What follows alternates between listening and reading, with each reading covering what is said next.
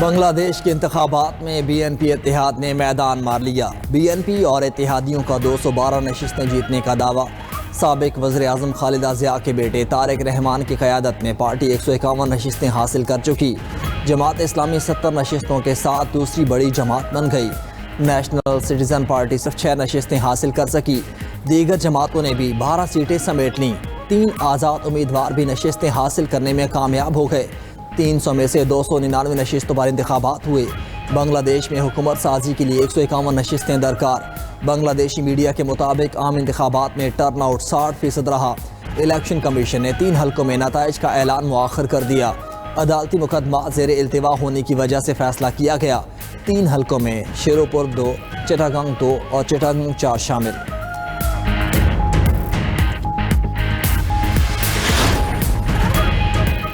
بنگلہ دیش nationalist party کے chairman اپنی دونوں سیٹیں جیت گئے۔ ڈھاکہ اور بوگرا سے دونوں نشستوں پر کامیاب قرار۔ امیر جماعت اسلامی شفیق الرحمان ڈھاکہ کے حلقہ 15 سے 85,131 ووٹ لے کر کامیاب۔ ان کے مد مقابل بی این پی کے شفیق الاسلام 63,517 ووٹ لے کر دوسرے نمبر پر رہے۔ بنگلہ دیش الیکشن میں 7 خواتین امیدوار بھی کامیاب۔ بنگلہ دیش نیشنلسٹ پارٹی کی 6 اور 1 خاتون آزاد امیدوار کے طور پر کامیاب ہوئیں۔ بنگلہ دیش نیشنلسٹ پارٹی کے سربراہ طارق رحمان نے کارکنوں کو جشن منانے سے روک دیا۔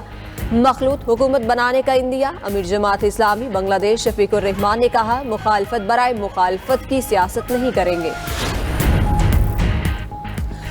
بنگلہ دیش میں انتخابات کے ساتھ قومی ریفرنڈم بھی ہوا۔ 72% ووٹرز نے اصلاحات کے حق میں ووٹ ڈالا۔ 27% ووٹرز نے اصلاحات کے خلاف ووٹ دیا۔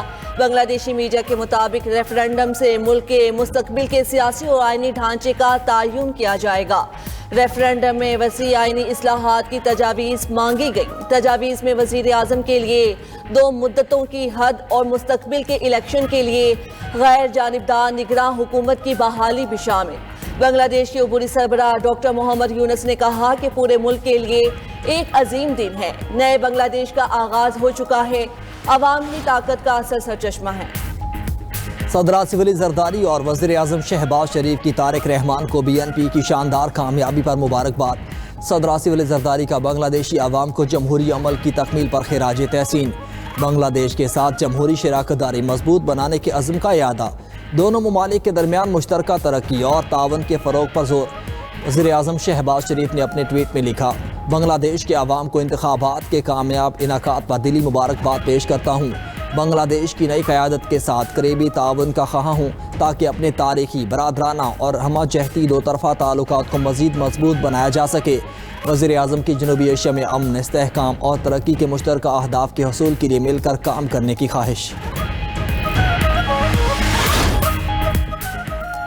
بنگلہ دیشی الیکشن پر 92 نیوز کی خصوصی کوریج، پل پل کی رپورٹنگ اور جاندار تجزیے اسکرین کی زینت۔ ڈھاکہ سے لے کر بنگلہ دیش کے شہر شہر 92 نیوز کے نمائندوں کی بھرپور رپورٹنگ۔ بنگلہ دیشی الیکشن کے نتائج سب سے پہلے 92 نیوز پر، کیونکہ 92 نیوز ہے باخبر باوثوق۔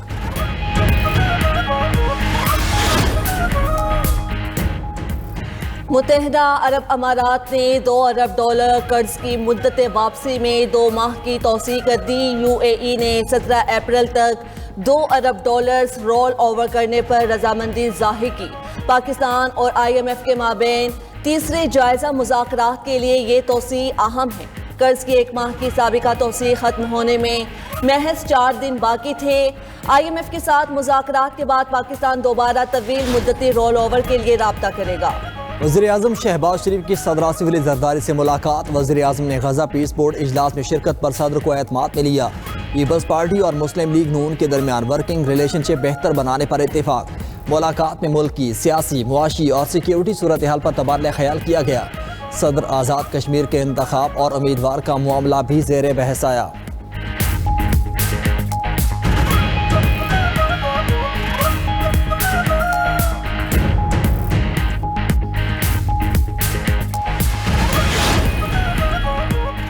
وزیر داخلہ محسن نقوی کا اسلام آباد ماڈل جیل اور نیشنل پولیس اکیڈمی میں زیر تعمیر ہاسٹل کا دورہ۔ जेल और ज़ेर तामीर हॉस्टल की तामीराती कामों पर पेश रफ्त का जायजा लिया। मोहसिन नकवी ने बैरक्स का मुआयना किया, तामीराती काम की रफ्तार और मयार पर इत्मीनान का इजहार किया। कहा कि इस्लामाबाद में जदीद मॉडल जेल का क़याम सिक्योरिटी के पेश नज़र बहुत ज़रूरी है। वज़ीर दाखिला की ज़ेर तामीर हॉस्टल की तामीराती कामों की रफ्तार और मयार पर खुसूसी तवज्जो देने की हिदायत। बोले, नेशनल पुलिस एकेडमी में जदीद इंफ्रास्ट्रक्चर के क़याम से पुलिस तरबियत का मयार मज़ीद बुलंद होगा।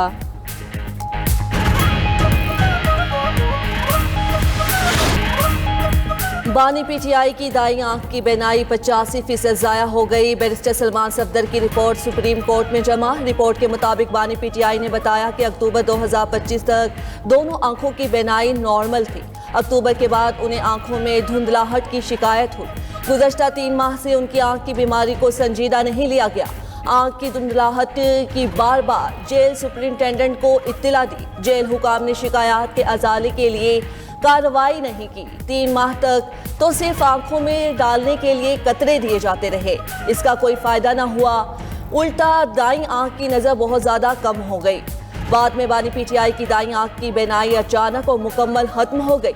रिपोर्ट में मजीद लिखा गया है कि पिम्स अस्पताल के माहिर अमराज चश्म को बुलाया गया। बानी पीटीआई की आंख में खून का लोथरा बनने से नुकसान हुआ।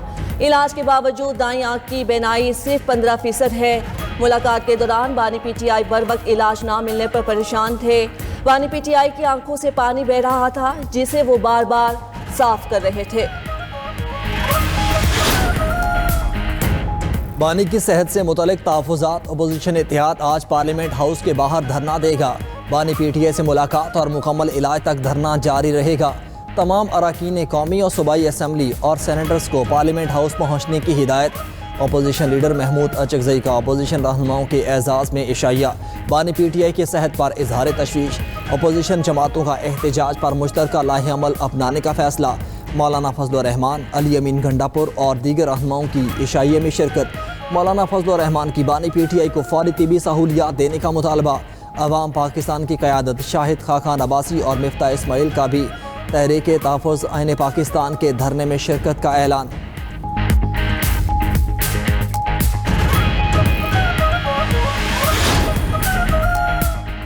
सेनेट इजलास में अपोजिशन लीडर राजा नासिर अब्बास का वक्फ़े सवालात मुअख्खर करने का मुतालबा।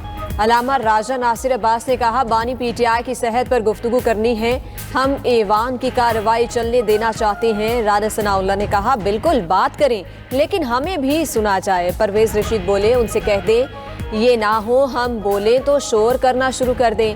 उधर वज़ीर ममलिकत दाखिला तलाल चौधरी ने कहा, बानी की बीनाई कितनी मुतासिर है इसका फैसला वकील नहीं डॉक्टर करेगा। पीटीआई के पास हमदर्दी कार्ड के अलावा कुछ नहीं बचा। अवाम पाकिस्तान पार्टी के सीनियर रहनुमा सैयद ज़ईम हुसैन कादरी इंतकाल कर गए। ज़ईम कादरी को आर्ज़ाए कल्ब के बाइस 3 दिन कबल निजी हस्पताल से दाखिल कराया गया था। ज़ईम कादरी की नमाज जनाजा बाद अज़ नमाज मगरिब लॉरेंस रोड पर अदा की जाएगी। ज़ईम कादरी मुस्लिम लीग नून के साबिका रुकन पंजाब असम्बली और हुकूमती तर्जुमान भी रहे। वज़ीर दाखिला मोहसिन नकवी का ज़ईम कादरी के इंतकाल पर इजहार अफसोस। सोगवार खानदान से दिली हमदर्दी। तेहरान से मुआहिदा 1 माह में मुमकिन है। जोहरी मुआहिदा ना करने पर ईरान के लिए सूरत-ए-हाल बहुत तकलीफदेह होगी। अमरीकी सदर की एक बार फिर धमकी।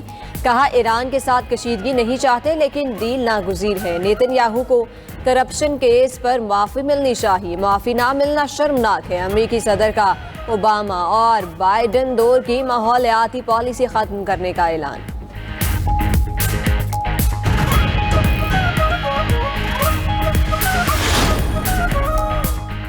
शिमाली कोरिया के रहनुमा किम जोंग उन ने अपनी 13 साला बेटी किम जो ई को सियासी जानशीन नामजद कर दिया।